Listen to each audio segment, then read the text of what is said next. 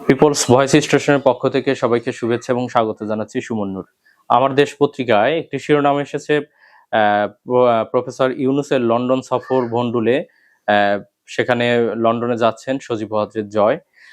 Professor doctor Mohammad Yunus, যিনি বাংলাদেশের অন্তর্বর্তীকালীন সরকারের প্রধান হিসেবে দায়িত্ব পালন করছেন, তিনি আগামী 9 জুন, বাংলাদেশ সময় 9 জুন, তিনি বাংলাদেশ থেকে লন্ডনের উদ্দেশ্যে যাত্রা শুরু করবেন এবং 10 জুন লন্ডনে পৌঁছাবেন। এবং জুনের 12 তারিখে লন্ডনের, অর্থাৎ ব্রিটেনের খুবই মর্যাদাপূর্ণ পুরস্কার, সেটি হচ্ছে কিং চার্লস হারমোনি অ্যাওয়ার্ড। তিনি সেটা গ্রহণের জন্য লন্ডনে যাবেন এবং লন্ডনের অবস্থান করবেন মোট 4 দিন। প্রফেসর ডক্টর মোহাম্মদ ইউনূস ব্রিটেনের রাজ পরিবারের আমন্ত্রণেই মূলত লন্ডনে যাচ্ছেন এবং সেখানকার রাজা চার্লস নিজ হাতে তিনি 12 জুন প্রফেসর ডক্টর মোহাম্মদ ইউনূসকে এই মর্যাদাপূর্ণ পুরস্কারে ভূষিত করবেন। ইউনূসের লন্ডন সফরকে কেন্দ্র করে বাংলাদেশ এবং লন্ডনের যে রাজনীতি, সেখানে অনেক আলোচনা সমালোচনার জন্ম দিচ্ছে। ইতিমধ্যে যেটি প্রথমে উল্লেখ করা হয়েছে যে আমার দেশ পত্রিকা যেখানে এসেছে যে ইউনূসের লন্ডন সফর ভণ্ডুল করতে সেখানে যাচ্ছে তা সজীব ওয়াজেদ জয়।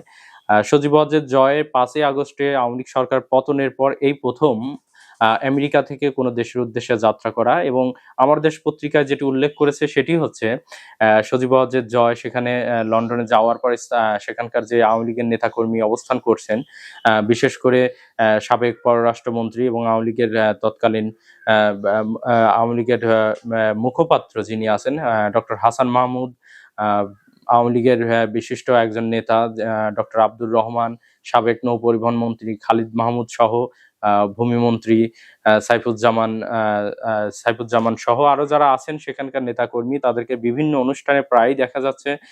তাদেরকে নিয়ে মূলত সজীব ওয়াজেদ জয় একটি তাদের সাথে আলাপ আলোচনার মাধ্যম দিয়ে মোটামুটি বিশ্ববাসীকে জানান দিতে চাচ্ছেন যে আওয়ামী লীগের রাজনৈতিক অবস্থান, যদিও বাংলাদেশে আওয়ামী লীগের রাজনীতিকে নিষিদ্ধ ঘোষণা করেছে অন্তর্বর্তীকালীন সরকার।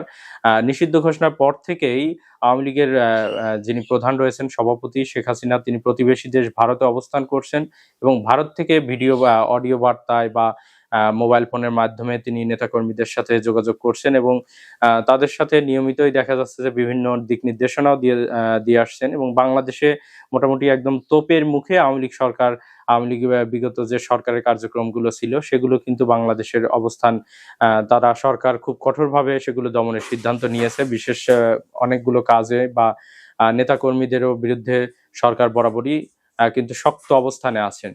তো লন্ডনে আওয়ামী লীগের যেসব পলাতক নেতা রয়েছে, সেখানকার কর্মী রয়েছে, তাদেরকে নিয়ে ইউনূসের বিরুদ্ধে, ইউনূস সরকারের বিরুদ্ধে তারা তাদের শক্তি প্রদর্শনের চেষ্টা করবে বলে জানা যাচ্ছে, যতটুকু বিভিন্ন সংবাদ মাধ্যম থেকে জানা যায়।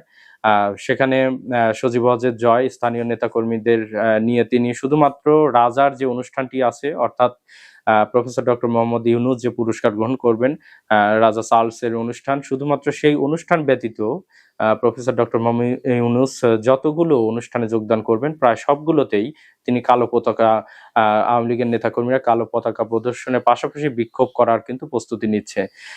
তো আসলে একদিকে সরকার এবং অপরদিকে বাংলাদেশের নিষিদ্ধ ঘোষিত দল আওয়ামী লীগের এই যে মুখোমুখি অবস্থান, এটা কিভাবে পরবর্তীতে তারা কতটুকু শক্তি প্রদর্শন করবে বা সরকার কতটা কঠোর অবস্থানে যাবে, সেটি মূলত দেখার বিষয়।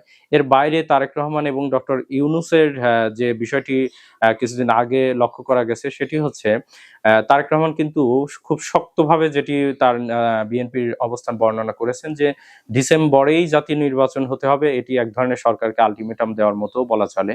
এরপরেই ডক্টর ইউনূস জাপানের সম্মেলনে নিক্কেই ফোরামের অনুষ্ঠানে গিয়ে কিন্তু বলেছে যে বাংলাদেশের শুধুমাত্র বিএনপি ডিসেম্বরে নির্বাচন চায়, একটি মাত্র দল। এরপরেই দেখা যাচ্ছে সরকার এবং বিএনপির মধ্যে এক ধরনের টানাপোড়েনও কিন্তু লক্ষ্য করা যায়। এর পরবর্তীতে বিএনপির যে শীর্ষ পর্যায়ের নেতৃবৃন্দ আছেন, তারাও কিন্তু প্রফেসর ইউনূসের সাথে রাষ্ট্রীয় অতিথি ভবন যমুনায়ও সাক্ষাৎ করেছেন। তারপরেই এখন যেটি বাংলাদেশের মানুষ সহ যারা বাংলাদেশের রাজনৈতিক খোঁজখবর রাখেন, তাদের আলোচনার যে বিষয়টা সেটি হচ্ছে লন্ডনে সত্যি কি ডক্টর ইউনূস এবং তারেক রহমান বৈঠক হতে চলেছে? এই বিষয়টি মূলত সবার এখন নজরদারিতে রয়েছে বা সবার আগ্রহের কেন্দ্রবিন্দুতে পরিণত হয়েছে। ব্রিটিশ হাই কমিশন থেকে বা বিশ্বস্ত সূত্রে যদিও এটি জানা যায়নি যে আসলে বৈঠক হবে কিনা, তবে কালের কণ্ঠের বরাত দিয়ে বিবিসি বাংলাতে শিরোনাম এসেছে যে ইউনূস তারেক রহমান বৈঠক হতে পারে লন্ডনে। এর পাশাপাশি যারা উচ্চ পর্যায়ের নেতৃবৃন্দ আছে বা সরকারেরও যারা আছেন তারাও মূলত চাইছেন যে সেখানে একটি বৈঠক হোক এবং সরকার এবং বিএনপির মধ্যে একটা সমঝোতা বা যে নির্বাচনের তারিখ বা আল্টিমেটাম বা নির্বাচনের যে রোড ম্যাপ ঘোষণা নিয়ে বরাবরই যে একটা দূরত্ব দেখা যাচ্ছে এটা কমাতেই মূলত এবং পরবর্তী বাংলাদেশের রাজনৈতিক অবস্থার একটি স্থিতিশীলতা আনার জন্যই মূলত সকলের আলোচনার শীর্ষস্থানে রয়েছে যে তারেক রহমান এবং প্রফেসর ডক্টর মোহাম্মদ ইউনূসের বৈঠক। তো দেখা যাক যে ডক্টর মোহাম্মদ ইউনূস যিনি আগামী ৯ জুন বাংলাদেশ থেকে লন্ডনে যাবেন এবং সেখানে বেশ কিছু কর্মসূচিতে অংশগ্রহণ করবেন। এই কর্মসূচির মাধ্যম দিয়ে আসলে বোঝা যাবে যে একদিকে বিএনপির তারেক রহমানের সাথে সরকারের সুসম্পর্ক তৈরির পথ কতটা প্রশস্ত হয়, অপরদিকে আওয়ামী লীগের শক্তি প্রদর্শন বা সরকারকে বেকায়দায় ফেলতে চাপ সৃষ্টি করতে সজীব ওয়াজেদ জয় বা আওয়ামী লীগের যে পরিকল্পনাগুলো আছে সেগুলো আসলে কতটুকু সরকারকে চাপে ফেলতে পারে নাকি সরকারের পক্ষ থেকে আওয়ামী লীগের জন্য এটি আরো কঠিন হতে পারে সেটি মূলত দেখার বিষয়।